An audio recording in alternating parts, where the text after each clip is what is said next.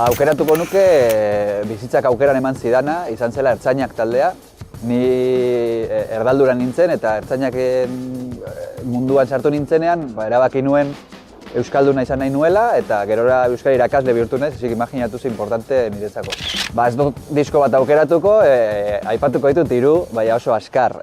Bata izango da Dus Minguet talde katalan baten lana ditzen dena Apostroph, ze horrek erakutsi zidan hori Bilboz gaindiko mundu bat existitzen zala eta disko horretan egiten dute munduari bira bat eta uste dut lehenengo aldia izan zela entzuten nuela, aditu egiten nuela musikari, ez?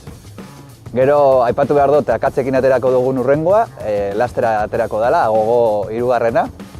Eta gero aipatuko du bai Jagoikoa eta Errege Zaharraren lehenengo diskoa eta bakarra. Izan nuela suertea itzela, nik nahazteko eta nago superarroz eta diskazo bat.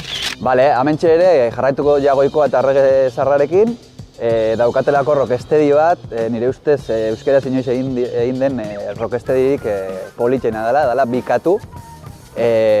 Daukate basuaren melodia bat eramaten zaituena, aldakan mugiarazten zaituena eta behin eta berriro entzuten dudan kanta bat da. Eta nahazten egon nintzenean, imaginatu zenbat ordu egon nintzen kanta hura entzuten eta gaur egun ere noizean behin jartzen dut.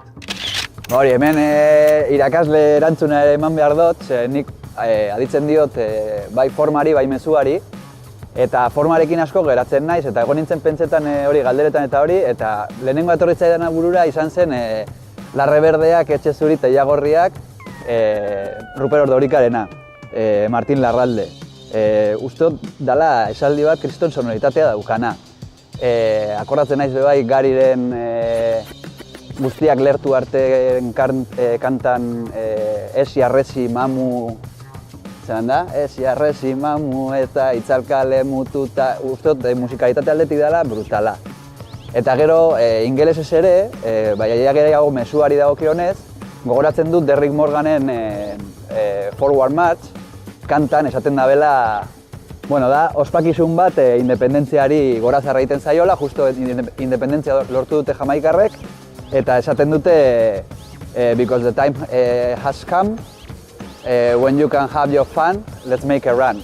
Dala purtsuet, hori, behingoz independenteak garela. Eta akordatzen naiz hori rocksteadyen gaineko dokumental batean azpimarratzen zutela edo nabarmentzen zutela, eta bizitza osorako geratu zaita. Uste dut horrek eraman ninduela reggaearen mundura, bertan sartuta nagoena bete-betean.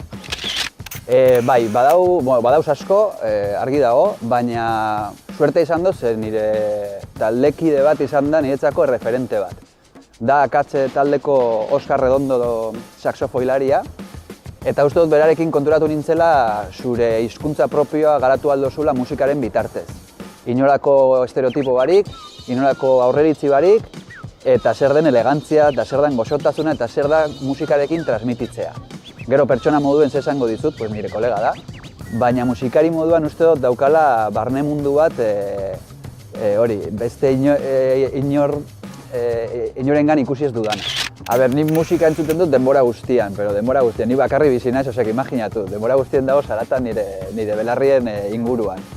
Baina esango nuke gaur egun streaming bidez entzuten dudala, gehiago Spotify edo YouTube bera, baina gero, WAV formatua erabiltzen dut pilo bat, nik nahazten dut denbora guztien eta esportatzen dudanean beti kotxe eramaten dut entzuteko, basuago baldatu behar da, eta beti WAV formatu hori. Apurtxu bet frikia naiz, pero WAV formatua.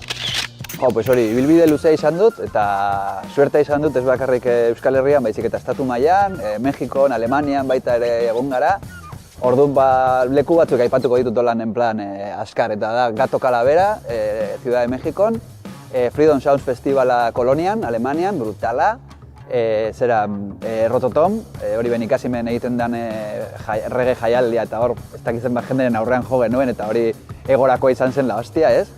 Baina benetan oroitzapenak baditut eta hori barre eragiten dizuten oroitzapen horiek buruara etorri eskero esango nuke Kukutza gaztetzea, Zazpikatu gaztetzea, por supuesto, Kafe Antzokia, Algaran Akatzekin ematen dugun kontzertua horre Lanaja ondoan itzela dabe bai. Oseak hori eta Fabo de Fukarekin ere, ibili nintzela elektro txaranga batean, Badauzkagu como leku batzuk, Alonsotekin adibidez jotzen genuena, eta hori kalea ere gustatzen zait pilo bat jotzeko. Bale, pues hemen Ama Virginia baino bilbainoagoa izango naz, eta esango du Kafe Antzokia, ze bai ikusten, bai jotzen uste dut giro berezia sortzen dela. Musika aldetik uste dut oso baldintza onak dituela, soinu teknikari oso onak ditu, Long, Jota, Gaizka, Lumen dago argi teknikari eta da pasada bat egiten duten lana oso profesionala. Eta estatu mailako aretoekin konparatuta, esango nuke hori ez daukala inolako inbidiarik eduki beharko hori, beste inori. Zera kontzertu askotatik, ez? Baina bate aipatuko dut azkena izan dana, ez ikusi dudan azkena, baina bai sentsazio hori eragin didan azkena, eta da Kafe Antzokian Pans Records eta Reggae Feverren urteurrena ospatzeko antolatu zutena, izan zela The Pioneers.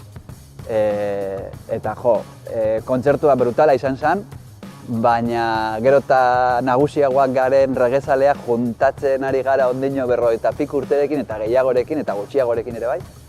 Eta atera ginen handik pentsatuz hori, berriro elkartzen ginela eta kontzertu bat baino gehiago zala. Eta The Pioneers ziren, esan nahi du, jamaikano batzuk ekarri zituzten Ando, Pablito, Irenek, Mikelek eta hauek, eta Nakenek be bai. Eta atera zitzaien super ondo eta uste dut postu nintzela pilo bat haiengatik be bai, aparte kontzertua. Eta hori izan da kontzertua atera ginena deno, irribartxu. Bai, hemen guaiaren egin nuen eta esan Derrick Morgan edo Desmond Dekker edo Bob Marley eta hori, baina akordatzen naiz, lehenengo bi diskoak izan zirela Emilio Aragon eta Mekano. Ez dut arro esaten, baina somos lo que comemos, tío, eta ni holan hasi nintzen. Bale, erosi dudan azken diskoa izan da Arratian Pantxekin atera duen singela, baina gezurtsua da, ze oraindik ez dut erosi, ze Andok badauka gordeta hor deten niretzako, baina horixe da azkena hartu dudan esan dezagun.